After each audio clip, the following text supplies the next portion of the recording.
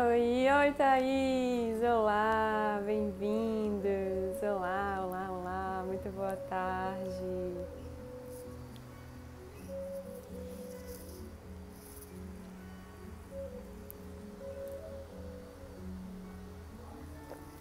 Sua mãe tá assistindo todo dia, que linda! Cadê ela? Tia Júlia, um beijo! Já fica prontinha, te aguardando. Oh, que linda!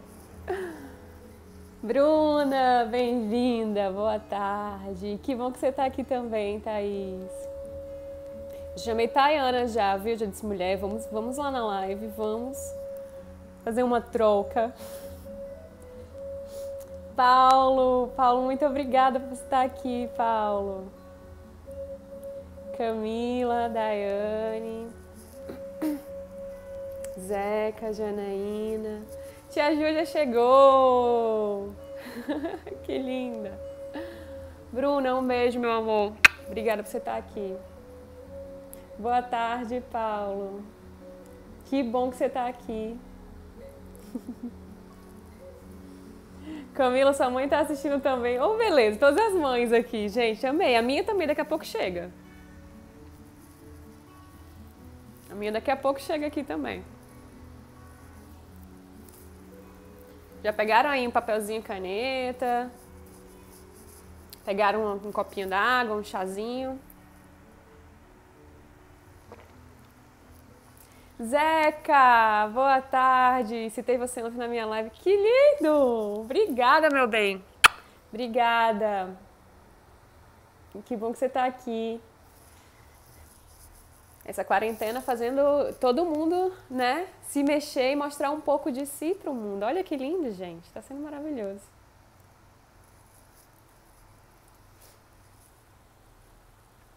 Já já a gente começa. Dá mais um tempinho pra ver se a galera chega. Gente, que tá no grupo do Telegram, quem fez o exercício de ontem, fala aqui pra mim se vocês fizeram. Oi, Mizzy, oi, boa tarde. Quem está no grupo do Telegram e fez o exercício de ontem, deu tudo certo? Conseguiram baixar tudo? Tia Júlia fez? Thaís fez, muito bem. Conseguiram baixar direitinho, né? Tarsi, acabou de chegar, bem-vinda. Tarsi, direto do Rio de Janeiro. Cidade maravilhosa. Bruna fez também. Mizzy, bora entrar nesse grupo, né? Tá lá no link, tá no perfil, na bio. Fez, muito bem. Carol chegou agora. Carol, fez o exercício de ontem, Carol? É assim, né? A pessoa já vai assim, perguntando, puxando assim a orelha. Gente, vocês fizeram um exercício? Daiane só faz... Gente, inclusive, se você quer comprar máscara personalizada de mandalas, Daiane aqui, nossa querida artista, está fazendo, personalizando máscaras com mandalas maravilhosas. É a terapia dela e é lindo, gente. Ela faz umas lives maravilhosas também, ensinando a fazer mandala como um processo terapêutico, né? Rosemary, bem-vinda. Gente, som tá legal, luz tá legal, tá tudo chegando bem pra vocês, né?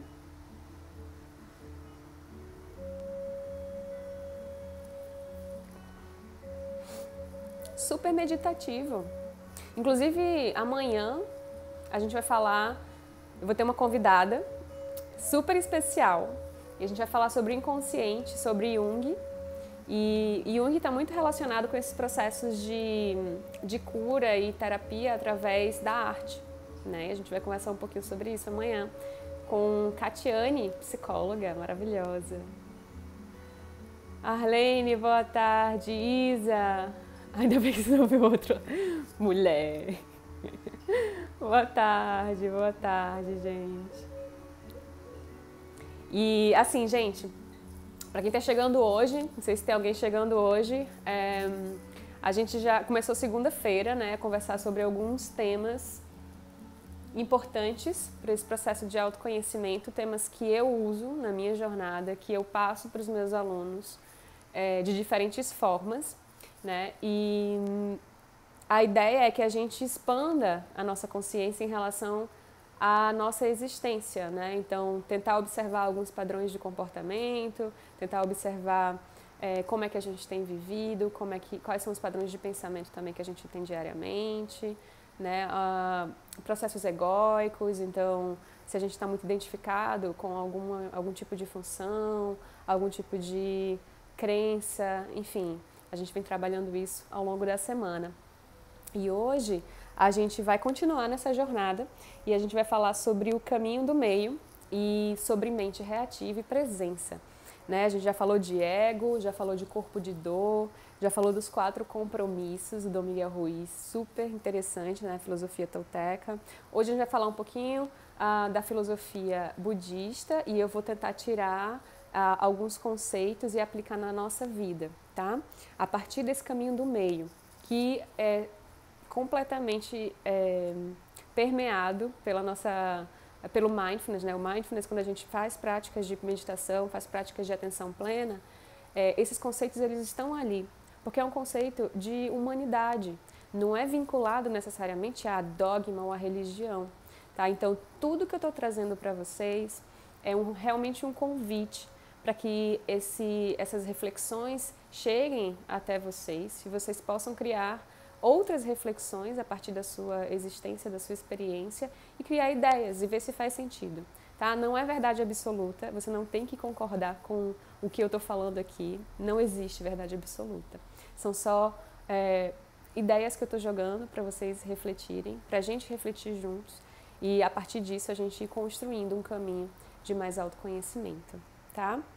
Boa tarde, gente, que chegou agora, boa tarde, boa tarde. Exercícios difíceis hoje. Eu tô inspirada. Tô inspirada, gente. Mas essa dificuldade, né? É muito interessante a gente observar as dificuldades que a gente encontra no caminho. Porque se tem bastante dificuldade em relação aos exercícios, em relação à prática de meditação, tem muita coisa a ser trabalhado, tá? Vê se faz sentido aí. Hoje a gente vai utilizar como base da nossa conversa esse livrinho aqui, que chama O Poder de uma Pergunta Aberta, tá? Eu vou mandar lá no grupo depois e no final da live eu também vou mostrar ele novamente, porque tem pessoas que entram depois, né? Então, O Poder de uma Pergunta Aberta, ele traz alguns ensinamentos que realmente traz uns tapas na cara de vez em quando, né? Assim como todos os outros livros que eu trouxe para vocês. E é realmente um convite para a gente refletir, tá bom? Eu vou colocar aqui o nosso slide, eu vou desativar os comentários. Se vocês tiverem perguntas, por favor, mandem nessa caixinha que tem a interrogação, porque fica mais fácil de eu conseguir visualizar todas depois, tá? Eu vou desativar os comentários para que não atrapalhem nesses slidezinhos que eu vou passar para vocês.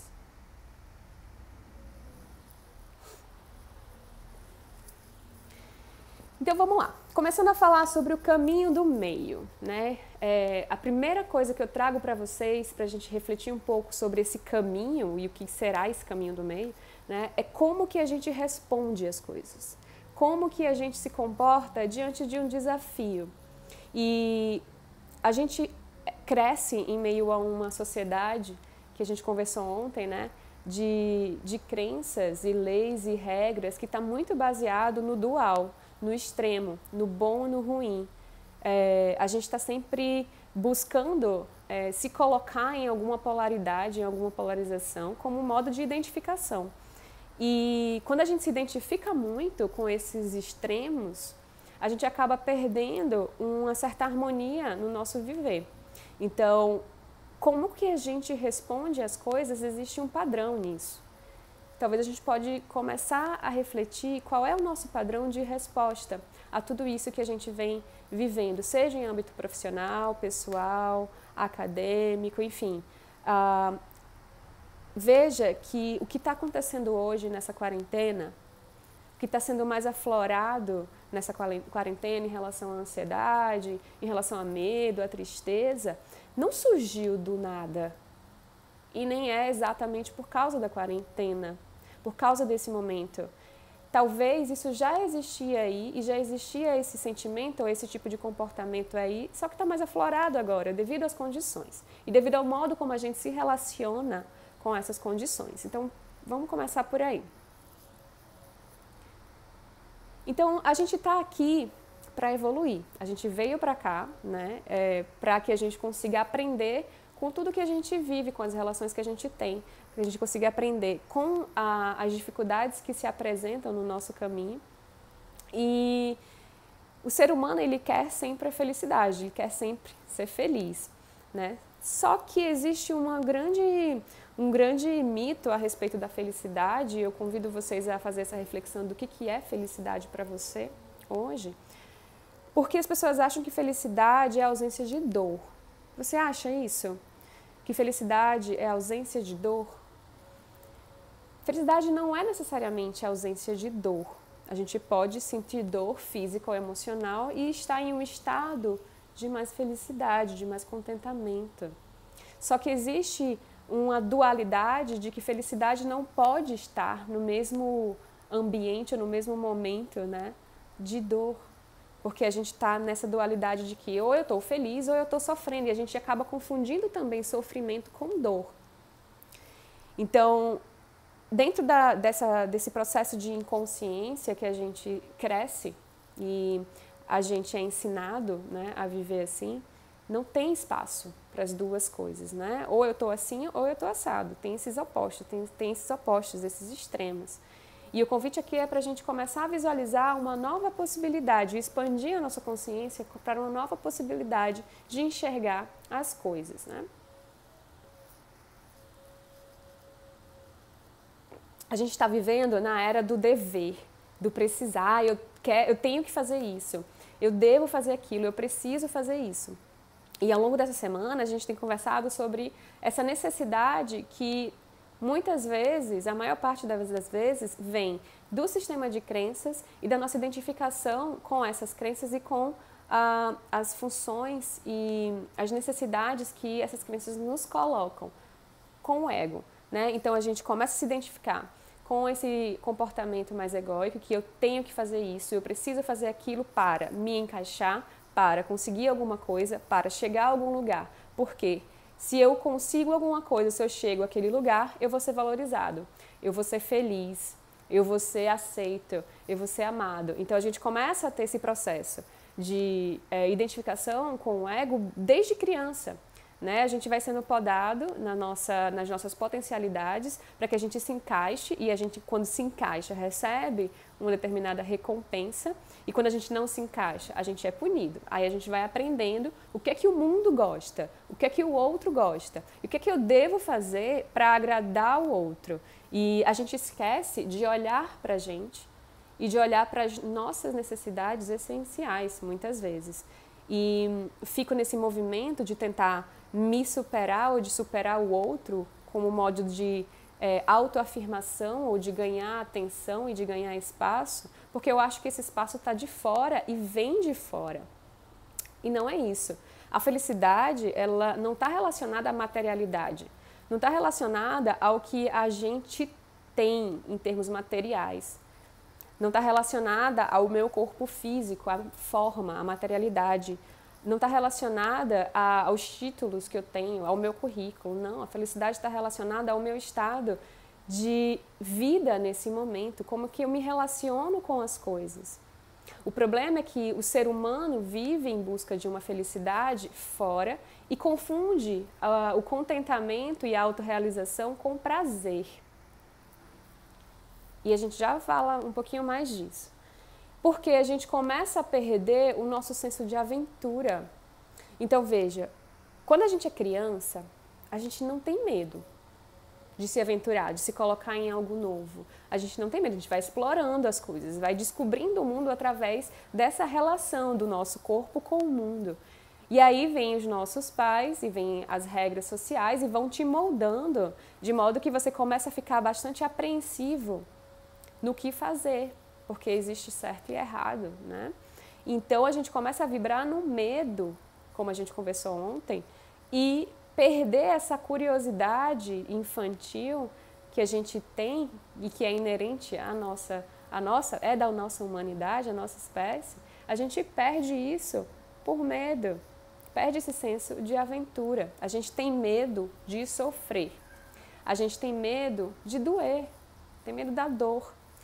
E esse sofrimento e essa dor vem de vários lugares, né? E especialmente a dor e o sofrimento que vem do medo de ser ou de perder alguma coisa, porque a gente está se apegando e está ficando bastante identificado com quem eu sou, ou quem eu acho que sou, ou quem dizem que eu sou.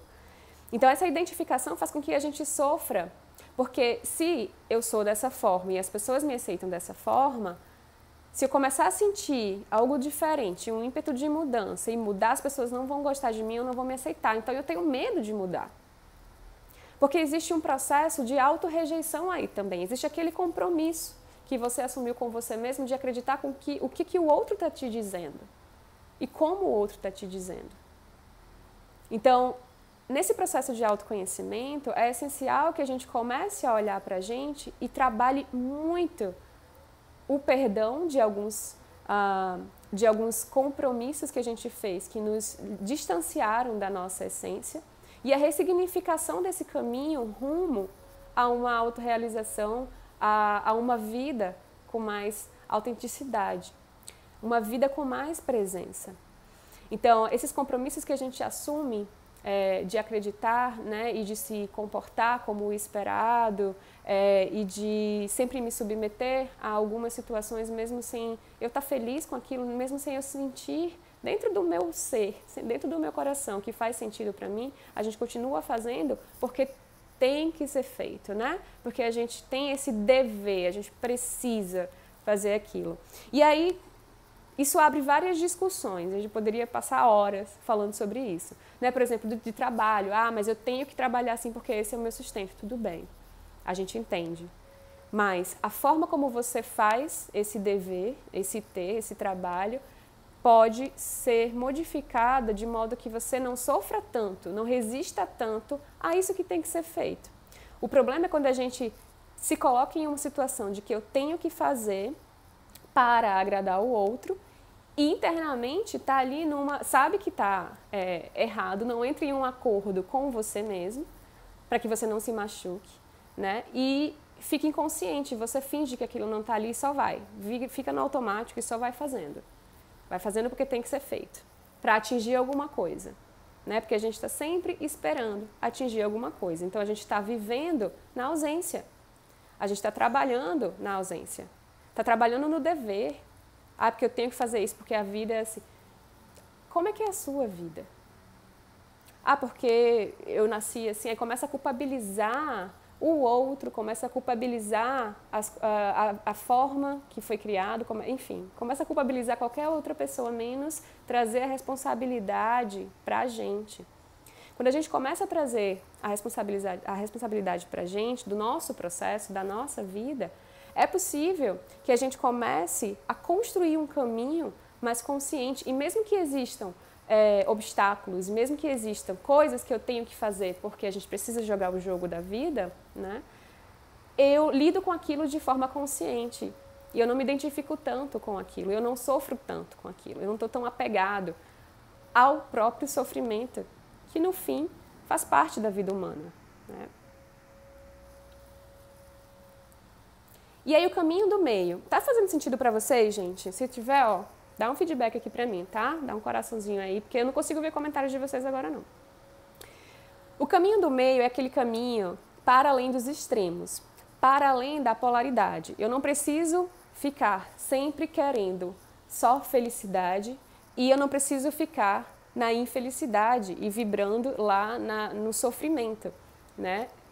Lembra do corpo de dor, quando a gente está com um corpo de dor extremamente ativo, as pessoas elas ficam tão inconscientes que elas começam a vibrar na infelicidade e acabam tornando infeliz também as pessoas que estão ao redor, sem perceber, porque ela está tão infeliz que não sabe visualizar outra coisa. E quando a gente está na busca pela felicidade demais, acha que a felicidade está em um outro lugar, que não dentro da gente. Então, o caminho do meio, ele transcende o extremo. Não é exatamente um equilíbrio. Tá? Eu não estou falando dessa linha em que a gente tem um extremo aqui, tem outro extremo aqui, a gente vai ficar aqui. Não, a gente vai transcender isso. E como é que a gente faz isso? A gente faz isso através de questionamentos. Então, é preciso questionar. Se a gente não questiona, a gente não sai do lugar onde a gente está. Se a gente não questiona, a gente só aceita ou resiste. E muitas vezes aceita e resiste. Na verdade, a gente finge que aceita, só que existe uma resistência por trás e a gente sofre ainda mais. Então, esse livro ele traz essa passagem que nós acessamos a inteligência grandiosa ao nos envolvermos com a vida a partir de um espírito de questionamento. E não pela busca de conclusões absolutas, não por esse extremo.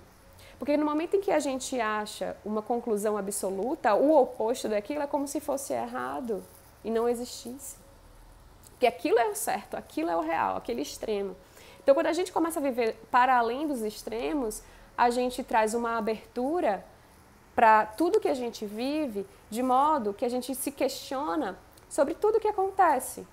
E as respostas que vêm, elas vêm da essência das coisas mesmas. É um caminho que a gente consegue fazer a partir do reconhecimento do padrão que a gente tem, de sempre julgar. A gente está sempre julgando o que é bom ou ruim, se está certo ou errado, né? Colocando defeito nas coisas. Quando a gente começa a reconhecer, quando a gente não está aberto ao novo, e a gente não está aberto ao novo, muitas vezes, por medo, e aí vem um componente egóico muito forte, que é o medo de eu acabar mudando aquela concepção de mim mesmo ou a concepção dos outros de mim mesmo que eu construí por tantos anos. E aí tem medo de mudar, tem medo do novo, porque o novo, ele traz outras possibilidades e a gente não quer sair da nossa zona de conforto. A gente quer ficar ali, né? Então, continuar ali, tá tudo certinho, não vou mexer com isso, porque tá tudo bem. Só que no fundo, a gente sabe que a gente está aqui para evoluir. E para que a gente consiga evoluir, é preciso a gente se questionar e expandir os nossos limites, expandir a nossa consciência para além do que a gente acredita que existe. Porque existe muito mais do que o que a gente acredita em termos, né, quando a gente é ensinado desde criancinha. O problema é que a gente começa a rotular e definir as coisas, a gente começa a objetificar. E quando a gente objetifica algo, a gente limita. Lembra que a gente também conversou na aula sobre ego, da necessidade que a gente tem de rotular as coisas para trazer um falso senso de controle. Então, eu quero controlar tudo, eu quero compreender tudo, eu quero saber de tudo, então eu rotulo, conceituo, coloco dentro de uma caixinha. Aí eu conheço aquilo, aí eu sei lidar com aquilo. Só que o ser humano, ele é muito além de conceitos. Você é muito além de tudo isso que dizem que você é e que até você acredita que você é. Ontem a gente conversou que o ser humano ele é pura consciência, ele é luz e é amor, só que a gente é limitado por tantas crenças que nos perpassam ao longo da nossa vida. E essa falsa sensação de controle, né, a gente começa a se identificar e rotular e definir tudo para que a gente não lide com o peso da existência sem saber, né? Sem saber o que vai acontecer. E aí a gente cai na quarentena, cai numa pandemia que quebra todos os nossos padrões de rotina, de planos, e a gente é convidado a olhar para tudo isso com um olhar de aventura, um olhar de curiosidade, um olhar infantil, como se fosse uma criança. Veja as crianças, gente, as crianças mesmo, pequenininhas, assim, tipo de 4, 5 anos, elas estão sofrendo tanto com esse momento, ou se a gente está ensinando a elas que tem que sofrer agora porque é perigoso ficar fora, né? A gente sabe que mas o que eu estou querendo que vocês se convidem a refletir nesse momento é que aquela criança, ela não está preocupada com o amanhã. Aí você vai e me diz, claro, Geice, mas ela não tem boleto para pagar, ela não tem, né, que alimentar uma família. Tá, tudo bem, nós temos várias coisas que a gente tem que dar conta, todos nós. Todo mundo. Mas a preocupação não vai pagar o boleto. A preocupação não vai resolver os seus problemas. Os problemas, eles existem, eles estão aí para que a gente haja e para que a gente consiga lidar com eles e aprender com eles. não para a gente resistir a isso.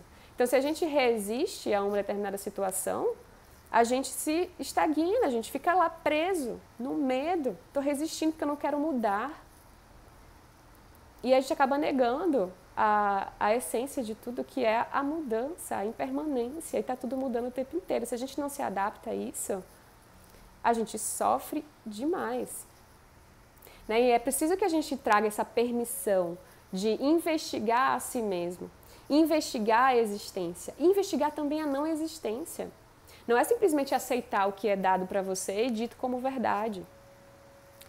Coisas que muitas religiões fazem, muitas pessoas que são extremistas do ponto de vista político fazem, né? Que só existe aquele ponto de vista, naquela religião só é certo quem segue aquilo, só vai ser salvo quem segue aquilo ali. Né? E tem os mandamentos, e veja que tudo isso, por trás existe um medo, que é o medo de não ser salvo, que é o medo de não ser aceito, que é o medo de não sobreviver. Né? Então, quando a gente se convida a fazer um questionamento, realmente traz um desconforto. E a gente está sendo convidado nesse momento a fazer um questionamento da forma como a gente vive. Se a gente está vivendo nos extremos de muita correria, de estar sempre ocupado, de não olhar nem para você, nem para a pessoa que está do teu lado, nem para a plantinha que está na sua casa. E aí, agora a gente é convidado a transformar isso, né? E se questionar, faz sentido para mim viver daquela forma? Sim ou não? Então, é importante fazer esse processo de investigação, de questionamento. Faz sentido, gente? E aí eu trago para vocês a questão do eu. Porque o ser humano, né, quando ele está principalmente num comportamento mais egóico, ele está buscando prazer. E ele confunde o prazer com felicidade.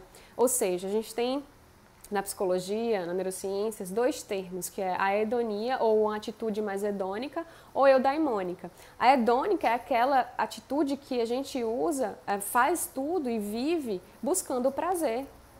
Só quer ter felicidade, só quer ter prazer. Usa vários meios para isso, usa substâncias que causam vícios, açúcar em demasia, gordura. Através da alimentação você começa a sentir prazer, e ao sentir prazer você entra num ciclo de que todo momento em que eu me sentir mal, eu posso buscar naquela fonte que eu vou ter prazer e vou me sentir melhor. E aí você entende, você memoriza aquela sensação e você sabe onde você vai encontrar, onde é a fonte de prazer. E você vai novamente e repete. Isso vai virando um hábito. E o seu cérebro vai entendendo isso, que tô mal, eu sei onde tem alguma coisa que me dá prazer, eu vou buscar o que me dá prazer para me sentir bem. Aí eu me sinto bem, depois eu me sinto mal novamente, e assim eu fico nesse ciclo. Porque você não está trabalhando a raiz da coisa, e você está procurando o prazer em um lugar que é escasso. Vai ter, mas não é algo que vai ser permanente na sua vida. É temporário. É temporário. Então, nesse momento eu estava lendo algumas coisas, né, de que tem muitas pessoas utilizando mais álcool, por exemplo, né, e comendo mais açúcar, por exemplo. Por quê? Porque são substâncias que fazem com que a gente entre nesse processo hedônico de prazer. E se eu sinto prazer, eu quero ficar sentindo prazer o tempo inteiro, não quero sofrer. É uma forma de mascarar aquele sofrimento e eu vou novamente buscar aquilo. Enquanto que a atitude eudaimônica, ou o modo de viver eudaimônico, ele está mais relacionado ao sentimento subjetivo de autorrealização. E isso tem tudo a ver com o olhar para dentro e saber o que faz sentido para mim. Não é eu tamponar, não é eu fingir que está tudo bem. Não é eu ir atrás de alguma coisa desesperadamente para poder resolver o meu sofrimento. É olhar para o meu sofrimento e entender a partir das experiências qual o sentido daquilo naquele momento para mim. E quando a gente começa a entender o que é viver com mais presença, a gente começa a perceber que é preciso parar de manipular esse momento com a busca pelo prazer e sensação de dor. Então, faz uma reflexão de como você tem vivido nos últimos anos, nos últimos meses, nas últimas semanas. Se existe esse padrão de querer sempre acabar com a dor e de querer sempre ter prazer. E qualquer coisa que possa te trazer dor, você se fecha ou você sai de perto, você finge que não está vendo. Muitas vezes essa dor ela já está aí, mas você resolve não olhar para ela porque no fim te traz sofrimento. Porque há uma confusão entre dor e sofrimento, né? A dor, ela existe, mas o sofrimento, ele se dá a partir da forma como a gente interpreta e lida com essa dor, com esse desafio, com isso que existe nesse momento, tá? Não é a mesma coisa. E é uma coisa que a gente trabalha muito com paciente que tem dor crônica, fibromialgia, por exemplo, que é algo que existe uma dor física, mas existe também uma catastrofização enorme em cima dessa dor. E é o que a gente faz também diariamente. Existe um problema, tá? Existe nesse momento uma pandemia. Tá todo mundo entrando em contato com várias dores, não de agora, muitas vezes dores de antes, de muitos anos atrás. E aí é importante que a gente comece a entender como está o sofrimento da gente. Então, como é que a gente está sofrendo? Será que a gente está sofrendo tanto assim? E será que esse sofrimento ele está vindo por causa do coronavírus, por causa da quarentena? Ou será que esse sofrimento está tão grande porque eu estou resistindo a uma situação que está dada e que eu não vou conseguir controlar? Será que eu posso modificar o meu relacionamento com isso que está acontecendo hoje? E aí você aplica isso para tudo que você está vivendo, tá? Para pandemia, para algum relacionamento que está passando por dificuldades, né? Para ansiedade, enfim, tudo que está surgindo, tudo que surge nesse momento. Como que eu me relaciono com isso? A dor existe, mas o sofrimento, ele está diretamente relacionado à forma como eu lido com isso. Se eu estou catastrofizando, ou seja, vendo apenas o lado negativo da coisa e me jogando também lá para um futuro, imaginando tudo de ruim que vai acontecer, isso é um pensamento catastrófico. Ou se eu escolho voltar para esse momento e lidar com essa dor, acolher essa dor que existe ali, esse sofrimento, como é que ele se relaciona com essa dor? Percebam isso. Faz sentido, gente, para vocês? E veja que a gente começa a sofrer muito, a gente sofre pra caramba, quando a gente traz tudo pra gente, né? Lembra aquele processo egóico, da identificação do eu, e tudo é por minha causa ou para minha causa, e se não for, se as pessoas não fizerem nada por mim, eu sofro, e se a pessoa está fazendo alguma coisa é para me atingir, a gente leva pro lado pessoal e sofre. E tem essa identificação com esse eu quero, eu preciso, eu. E onde é que está esse eu? E aí eu faço um convite para você refletir comigo agora. Esse eu, ele está no corpo? Seu eu, você, é o seu corpo? Sim ou não? O seu eu está na mente?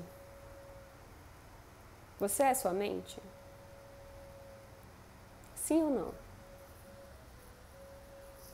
O corpo, ele está na mente?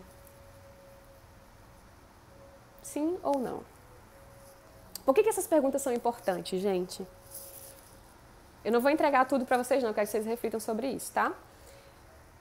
Mas, transtorno alimentar, da forma como a gente se vê no espelho, não está feliz porque eu tenho um corpo físico de uma forma diferente daquilo que eu acho bonito, ou daquilo que dizem que é bonito. E aí eu acabo sofrendo porque eu estou super identificado com esse corpo físico aqui. Porque eu começo a me comparar com esse estereótipo que colocam fora. E aí eu acho que eu não me encaixo, que eu não valo a pena. Ou que meu valor é menor do que alguém que tem um corpo melhor que o meu, tem uma forma física melhor que a minha. Mas se você começa a perceber que você não é o seu corpo, ou que você não está no corpo, ou se você acha que você está no corpo, vai se perguntando em qual parte do corpo esse eu está. E tenta observar isso. Porque se você não é o seu corpo, a gente chega a uma conclusão, talvez, que não há razão para sofrer ou para se colocar em um espaço inferior do que a outra pessoa, ou inferior do que a estereótipos, porque não sou eu, certo? Agora, se eu acho que eu sou o meu corpo, que eu sou isso aqui, aí eu faço um convite para a gente pensar em qual parte Eu estou desse corpo. Eu estou no corpo todo? Eu estou na cabeça? Eu estou na mão? Eu estou no pé? Onde você está? Será que você está na mente? Será que você é seus pensamentos? Esses pensamentos que trazem, eu estou ansiosa, eu sou ansiosa. Você é sua ansiedade? Você é sua mente? Ou não? Ou talvez você está se identificando demais com esses processos de pensamentos que existem. E será que se você acha que tudo é mental, né? Se o corpo está na mente, né? O corpo está na mente, qual é a delimitação? Existe delimitação entre corpo e mente? Pense um pouquinho sobre isso. A mente, ele traz nesse livro também que a mente é um espelho. Ou seja, a mente ela reflete pensamentos, emoções e percepções.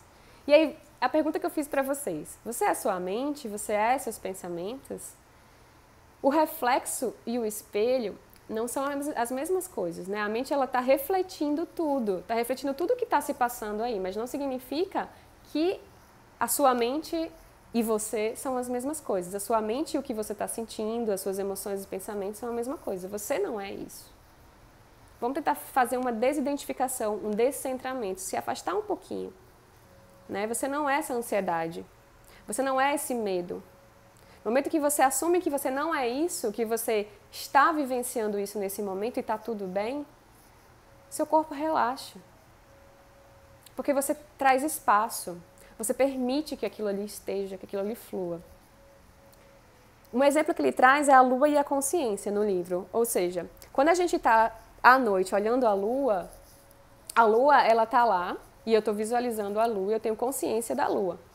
As duas coisas, elas estão ali presentes porque elas estão relacionadas.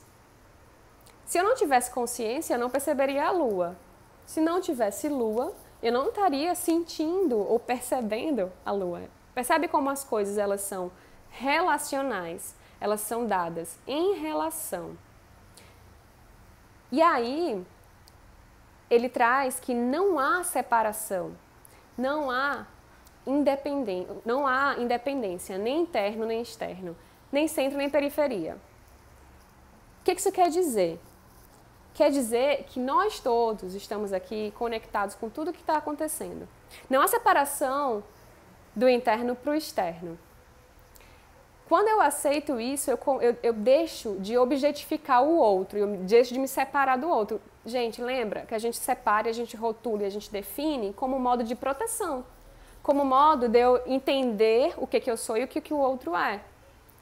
Eu faço a separação. Que muitas vezes, em alguns momentos, é importante se fazer isso quando a gente está muito identificado com alguns processos. Mas isso já é uma coisa mais para frente. Mas o convite aqui é a gente começa a refletir qual é a nossa relação com o mundo. Porque tudo se dá nessa relação. O corpo e mente não tem fronteiras. A gente começa a separar e acha que a gente é o corpo, acha que a gente é a mente, separa corpo e mente, mas veja como tudo interage. Como sua mente está, interfere no seu corpo. Como o seu corpo está, interfere na sua mente. Não tem melhor, nem pior, nem é igual, nem é diferente. Faz sentido, gente, para vocês? E essa relação dinâmica que a gente tem na nossa essência com o mundo, com os outros e com a gente mesmo, ela é muito importante que a gente reconheça que ela é dinâmica, que nós estamos vivendo na impermanência e que nós somos oscilatórios, nós temos ciclos. Ninguém está feliz o tempo inteiro, assim como ninguém está triste o tempo inteiro. Nós temos momentos de alegria, de felicidade, mesmo que você esteja em um processo de depressão. Você pode sentir, nem que seja por algum segundo, um lampejo, um momento, um segundo de contentamento com alguma coisa. O problema é que a gente se apega aos extremos. A gente se apega aos estados, principalmente negativos, né? Que aqueles estados negativos que fazem com que a gente perca a harmonia do ser e do existir. A gente começa a focar, coloca na nossa atenção aquele processo negativo, coloca na nossa atenção aqueles pensamentos catastróficos, coloca na nossa atenção o ruim e fica naquilo. Como forma de, ou o corpo de dor está ali superativado, e se a gente for olhar pela perspectiva da evolução como forma de se proteger, porque se eu sei que tá ruim, se eu estou focando no ruim, se eu sei que está acontecendo violência, eu vou me proteger. Só que a gente não percebe que começa a entrar nesses pensamentos cíclicos de negatividade, a gente não percebe isso e fica lá, ó, dias, meses, às vezes anos da nossa vida.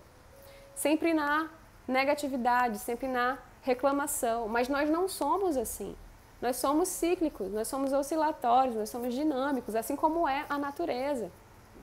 A natureza tem fases, tem estações. Né? Quando a gente mora em um país, eu morei no Canadá, e eu vi muito claramente a diferença das estações, né? Do verão, do inverno, da primavera, do outono, e é lindo ver aquilo. E como a gente também é um reflexo da natureza, e a gente vai conversar sobre isso sábado. A gente é um reflexo desses ciclos que acontecem na natureza. Então, não ache que a gente vai ficar para sempre feliz, nem para sempre triste. A gente oscila e está tudo bem. E é preciso que a gente entenda que essa resiliência, essa adaptação ao mundo, ela tem que acontecer para que a gente consiga fluir. Se a gente resiste muito, se a gente não aceita a mudança, a gente vai sofrer, porque a vida, ela continua. A vida continua apesar do coronavírus. A vida continua apesar da morte de alguém. Se a gente fica apegado a isso, a esse sofrimento, a gente não vai conseguir sair dele. E para sair dele é preciso que a gente tenha muita consciência e muita coragem de entender o que é que aquilo vem nos ensinar, o que é que eu posso aprender com aquilo. E seguir, agradecer pelo aprendizado. Agradecer sim pelo sofrimento ou pela dor. Faz sentido para vocês, gente?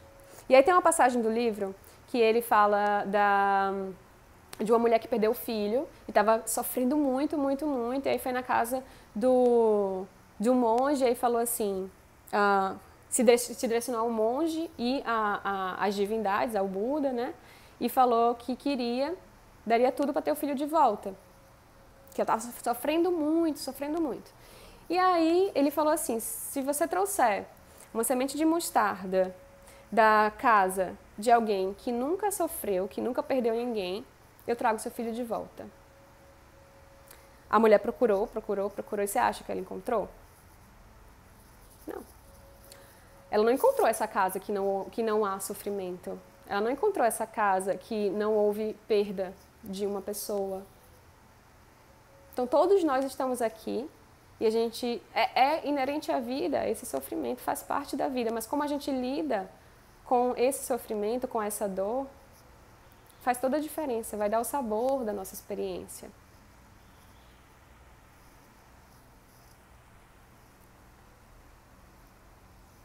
O problema é que a gente tem essa mente reativa.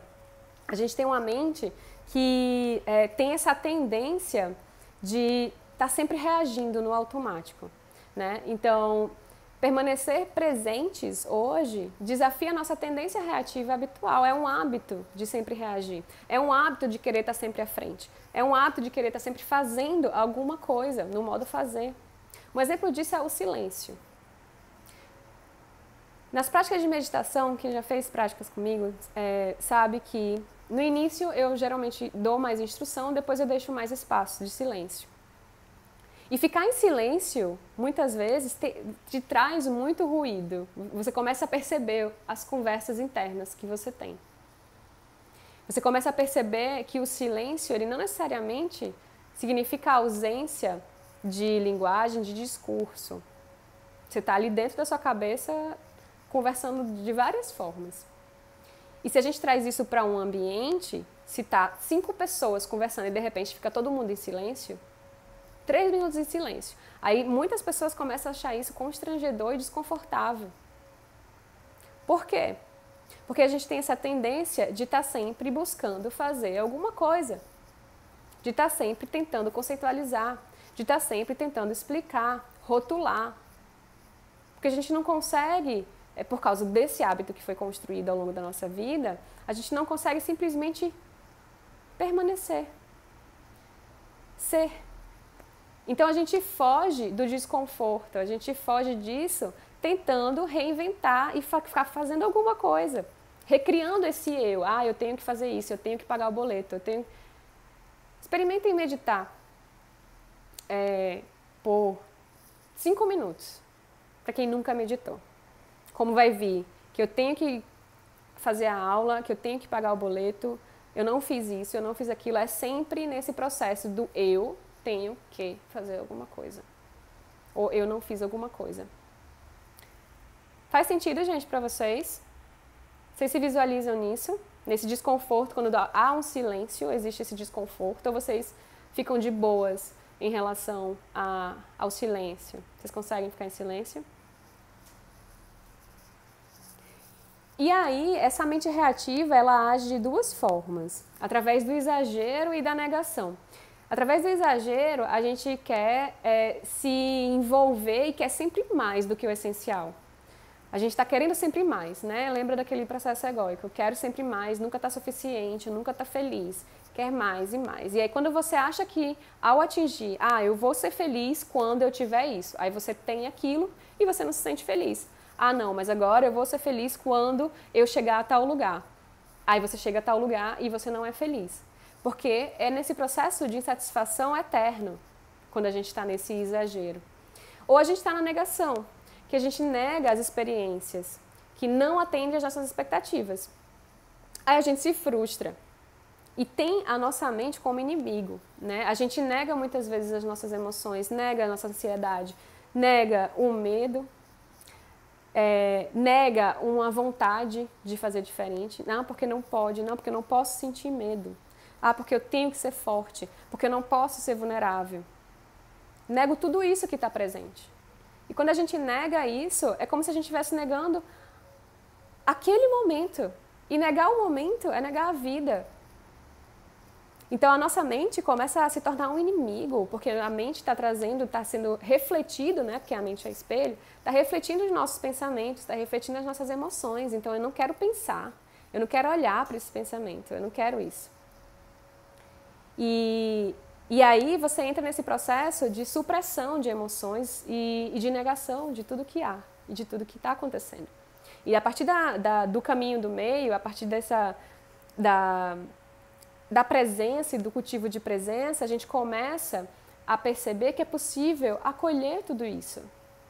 Sem se identificar, sem se apegar a isso, mas simplesmente deixar que isso tenha espaço para ser. Faz sentido, gente? Dá um coraçãozinho aqui pra mim. Então, não é negando pensamentos, emoções, percepções que se desenvolve, que se conhece. Quando a gente nega, a gente tira a consciência do desconforto. A gente busca a liberação sem levar em conta a experiência. Se a tua experiência nesse momento é de ansiedade, se a tua experiência nesse momento é de tristeza, só vivenciando isso que você vai aprender com ela, não é negando. Mas também não é se apegando. Eu tô triste e entrar nisso e se identificar nisso a ponto de você ser a sua própria tristeza. Não é isso. É acolhendo, é dando espaço. Então, é através da presença, é através desse caminho do meio, da investigação e da abertura às experiências, da curiosidade que eu tenho de olhar para aquilo como se fosse a primeira vez que eu estou olhando, como se fosse a primeira vez que eu estou vivenciando.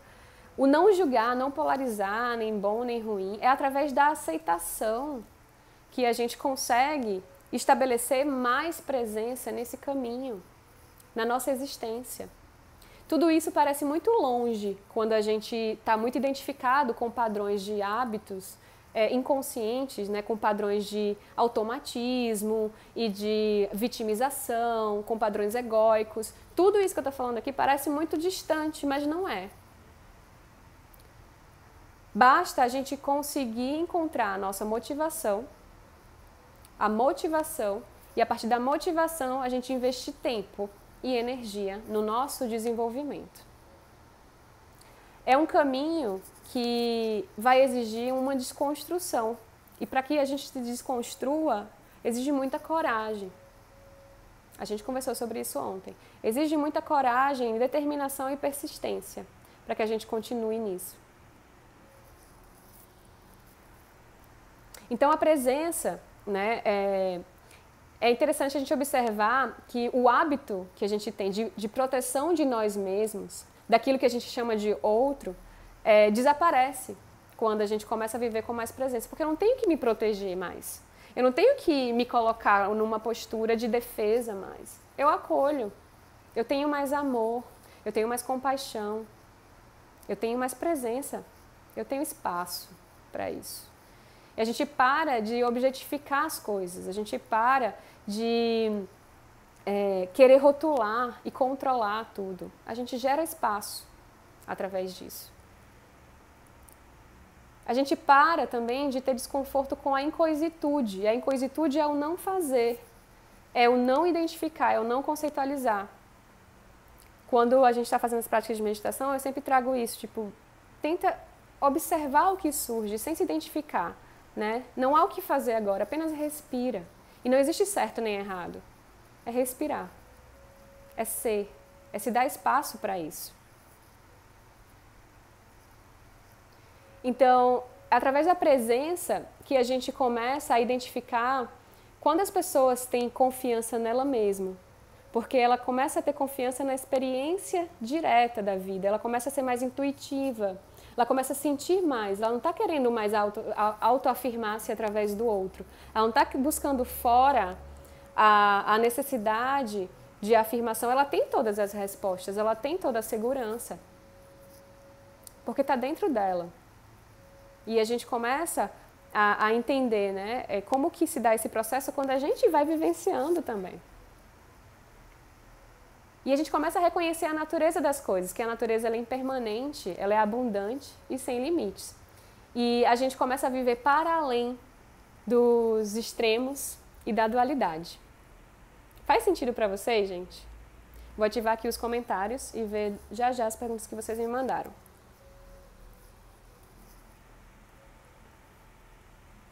Deixa eu ver aqui as perguntas.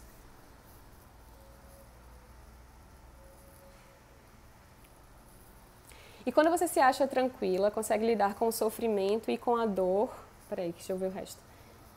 E com a dor, mas o corpo responde. Se o corpo está respondendo, gente, existe algo aí. O corpo, na verdade, ele vai ser reflexo também da nossa mente, tá? Então, não é suprimir também a resposta do corpo, mas é a gente entender o que é que o corpo está nos dizendo.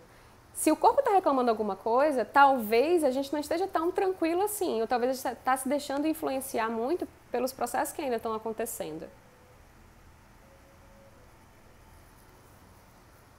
Muitas situações que vivemos vêm de como pensamos e isso se expressa no corpo. Exatamente, se expressa demais.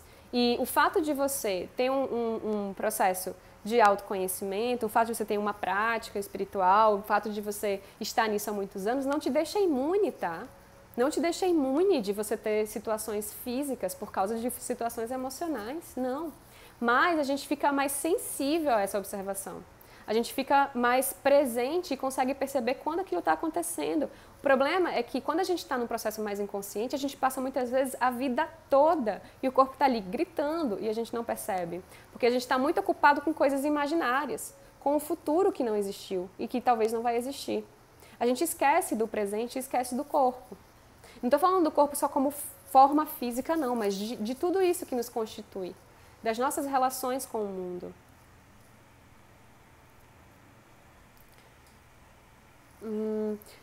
Deixa eu ver. Porque tem pessoas que dizem que é amigo e fica com idas e vindas, pisando e maltratando o outro. Gente, a gente falou sobre o corpo de dor ontem, antes de ontem, que eu acho que está muito relacionado a essa pergunta, que muitas vezes a gente acaba atraindo pessoas, né, para a nossa vida por causa dessa vibração, dessa energia mais densa de conflito, né? E é um aspecto egóico e é importante que a gente comece a reconhecer o que a gente está fazendo, né, que está despertando isso no outro e o que o outro traz para a gente que a gente entende como reflexo nosso e acaba nos atingindo de alguma forma. O outro não é responsável por nada que você sente, gente. Nada. A gente é responsável por tudo que a gente sente. Não é o outro que te fez sofrer. É você que está sofrendo por causa de alguma coisa que aconteceu. Tá? Então, é importante a gente começar a identificar isso e tomar responsabilidade. Então, a culpa não é do amigo. Se o amigo está fazendo isso, é uma questão que ele precisa trabalhar. Agora, como você se relaciona com isso é seu. Então, se essa relação não é saudável, é uma opção sua também se afastar, se assim você quiser. Ou continuar, se assim você quiser trabalhar e entender melhor por que está acontecendo isso. Porque as relações, elas sempre têm um motivo, né? E geralmente traz ensinamentos. Vê se faz sentido.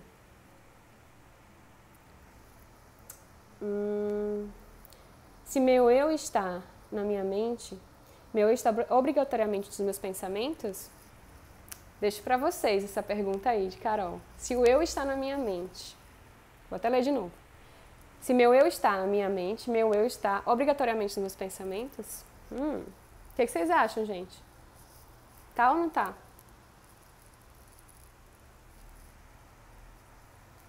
A sua mente é você, a sua mente é seus pensamentos, é espelho, né? A gente falou que a mente é espelho. O que vocês acham dessa pergunta? Lembra que a gente falou sobre consciência no primeiro dia? E que a consciência é que a gente está querendo expandir e estabelecer no nosso modo de vida, não necessariamente está vinculado aos pensamentos. Essa mente, esse processo de mente, ele traz de forma discursiva e narrativa, ou seja, através de uma certa linguagem, os pensamentos, as emoções, e a gente visualiza isso. Mas quem visualiza é um pensamento ou é só consciência? Consciência não é a mesma coisa de pensamento. E aí, Carol?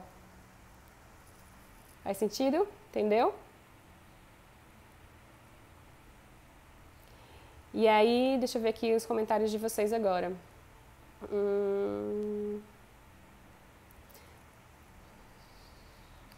A pergunta é, por que a gente se incomoda tanto com atitudes do outro? Por quê que a gente se incomoda tanto com atitudes do outro? Se a gente se incomoda é porque existe algo que está ressoando com a gente, né?